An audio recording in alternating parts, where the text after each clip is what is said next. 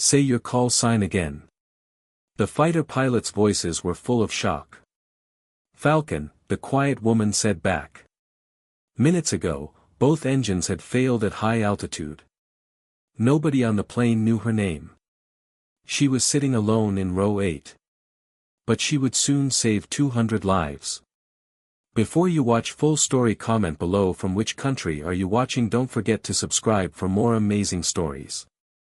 It was a normal Tuesday morning at Denver International Airport. The sky was clear and blue. There was no wind, no rain, no clouds. Captain Daniel Reyes walked toward his plane with a cup of coffee in his hand. He was 48 years old and had been flying planes for 22 years. He had flown this same route from Denver to Chicago more than 500 times. To him, this was just another easy day at work. His first officer, James Cole, was already inside the cockpit. James was 32 years old. He was young but very sharp and careful. He always checked every small detail before a flight. "Morning, Captain," James said. "Everything looks good. Weather is clear. We have 206 passengers today. Full flight." Daniel smiled and nodded. "Good. Let's get them home safe."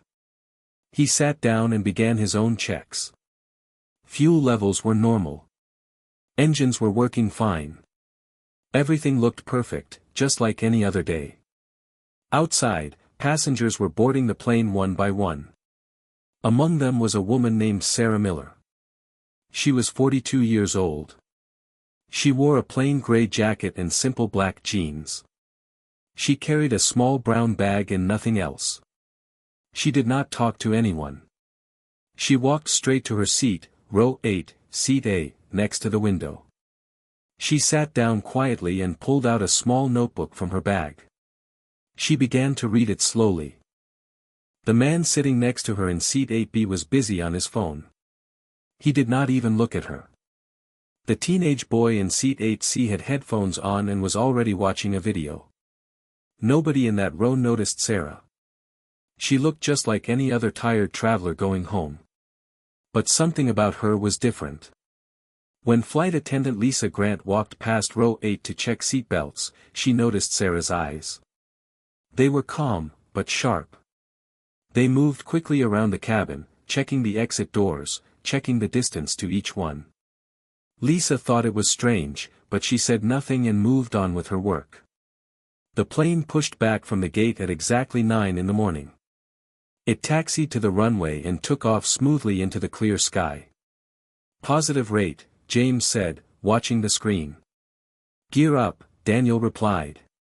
The plane climbed higher and higher, passing through the clouds until it reached its cruising height of 31,000 feet. Everything was calm.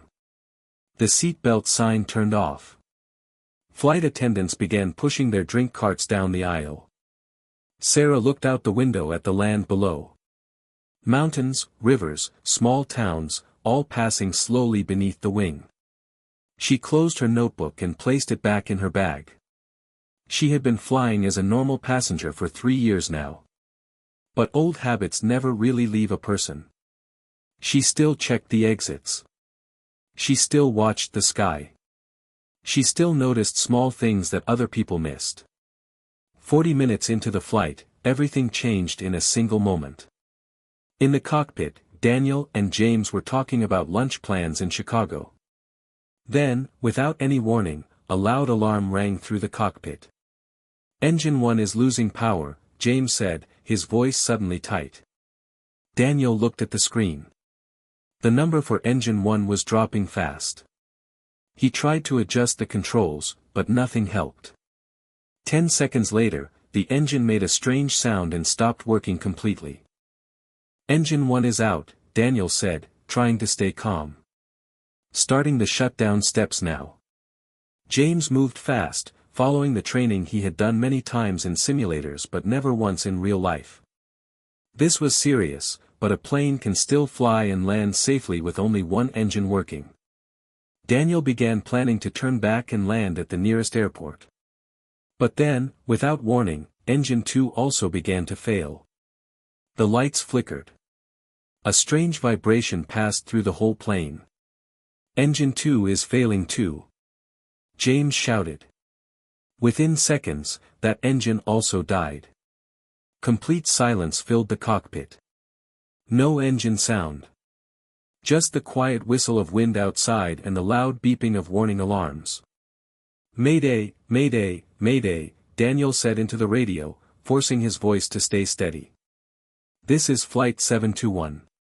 We have lost both engines. We are gliding. 206 people on board."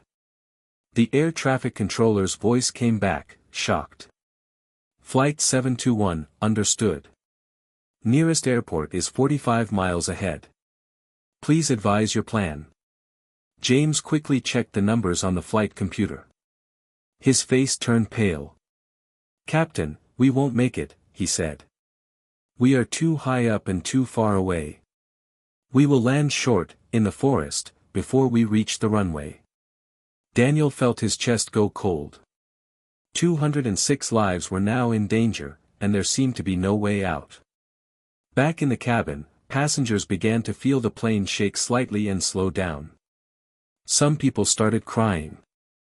Some were calling their families on their phones. Flight attendants tried to stay calm and keep everyone seated. Sarah sat quietly, watching everything happen with steady eyes.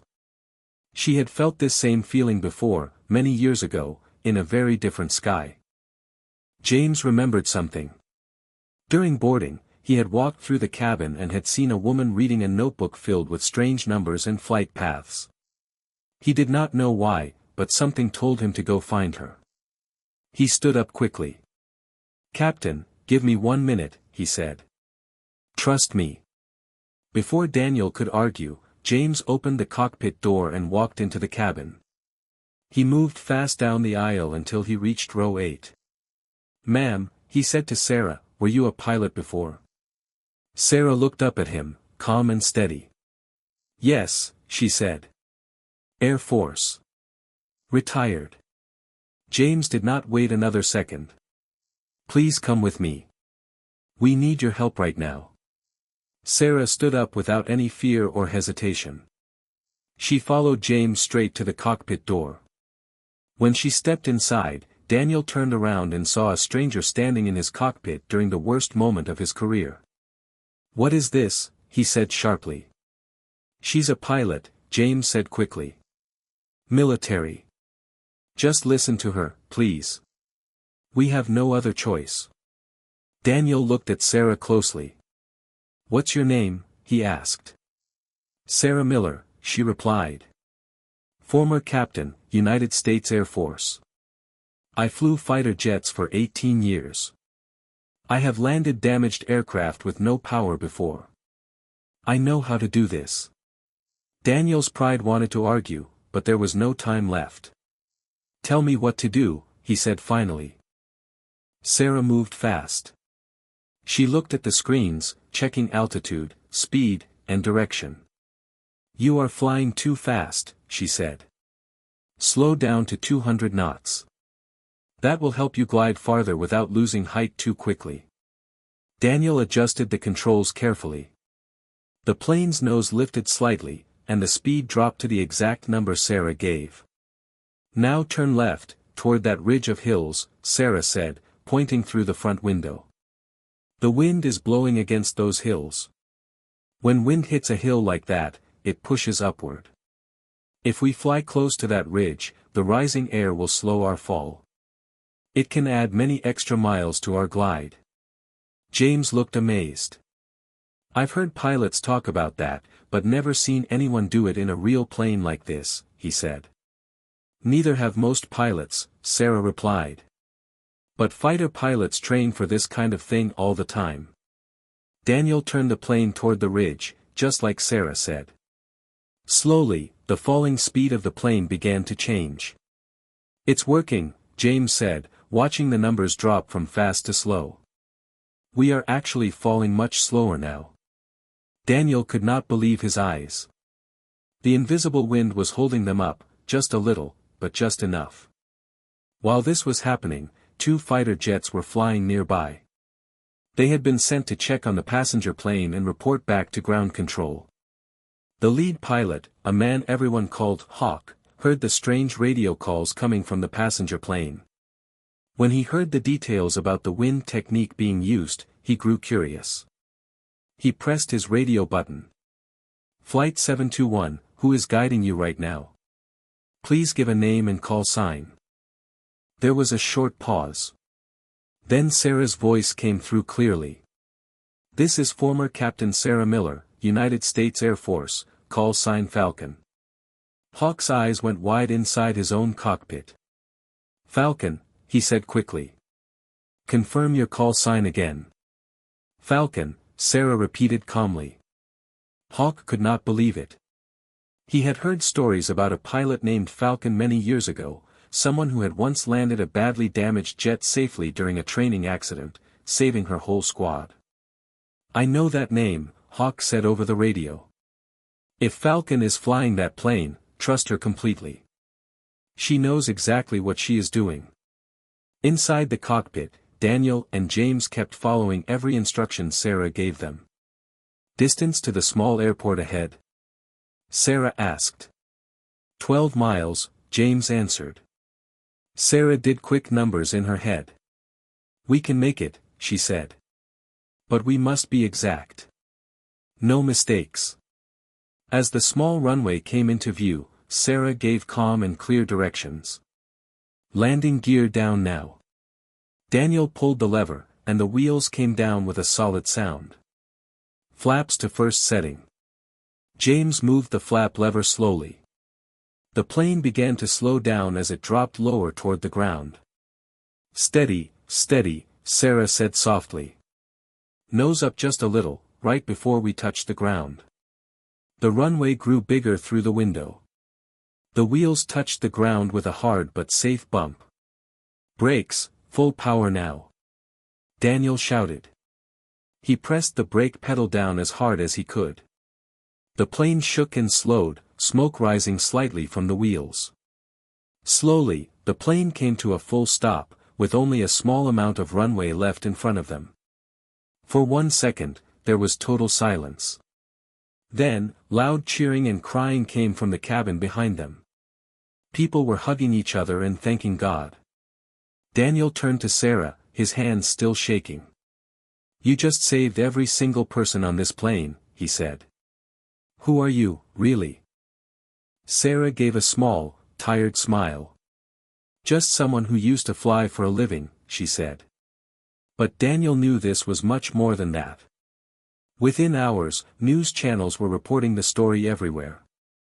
A quiet woman in row 8 had saved a plane full of people using skills she had learned many years before in the military.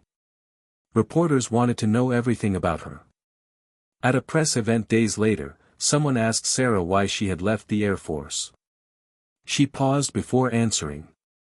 "I made a hard choice once," she said. "I refused to follow an order that I believed was wrong and would have hurt innocent people. Because of that, I lost my position and my career. For years, people saw me as someone who broke the rules. But I always believed I made the right choice." The room went quiet as she spoke. After the story spread, the Air Force reviewed her old case again. They found that Sarah had, in fact, been right all along. Her name was cleared, and she was honored publicly for her courage, both years ago and on that plane. She was invited back to train new pilots on how to handle emergencies calmly and wisely. Years later, at a small reunion, some of the passengers from that flight came together to meet Sarah again. A young girl who had been a small child on that plane hugged her tightly. "You saved my whole family," she said. Sarah smiled and looked around at all the smiling faces, people who were alive today because of one quiet decision she made in row 8. She often told her students the same lesson after that day. "You don't need to be loud to be strong," she would say. "Sometimes the quietest person in the room is exactly the one who saves everyone else." Never judge someone just by how quiet they seem. You never know what they carry inside. And that is the true meaning behind the story of the quiet woman in row 8, the woman the sky called Falcon.